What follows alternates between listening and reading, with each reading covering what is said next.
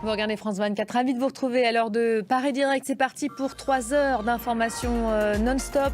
Actualité dominée par ces commémorations, encore traumatisés et engagés sur plusieurs fronts. Encore traumatisé et engagé sur plusieurs fronts, Israël commémore donc aujourd'hui avec douleur le souvenir du 7 octobre. Cette journée qui a plongé le pays dans l'horreur absolue.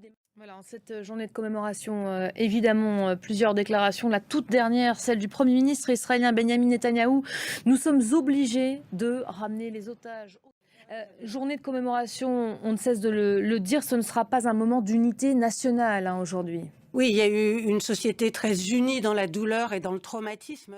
Alors pour comprendre la colère qui s'exprime aujourd'hui, rappelons-nous cette journée de massacre. Donc on découvrira quelques jours plus tard l'horreur, insoutenables images de ce qu'avaient pu vivre les habitants, notamment des kibboutz. Ils avaient ouvert leurs portes à la presse internationale, souvenez-vous, 2 jours après les massacres. Le kibboutz limitrophe de la bande de Gaza, la séquence mémorielle chez vous vient juste de s'achever. D'autres commémorations vont avoir lieu, nous le disait à l'instant, un peu partout dans le pays pendant la journée. La question des otages, elle est centrale, elle va rester au cœur de ces célébrations.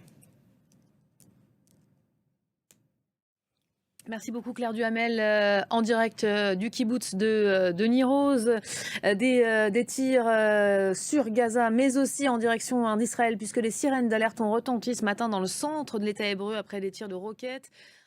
Voilà, l'escalade israélienne qui va entraîner une guerre régionale. Ça, ce sont les mots du chef de la diplomatie jordanienne depuis Beyrouth. Il y a quelques instants, Anne Corpé, on le voit bien. 1 an après, les Israéliens sont toujours engagés dans cette guerre à Gaza. Une guerre qui a pris une toute autre dimension ces dernières semaines. Oui, et pour parler tout d'abord de Gaza, il faut noter que les tirs de roquettes, de missiles qui ont eu lieu ce matin, ont eu lieu à 6h31 du matin. Restez avec nous.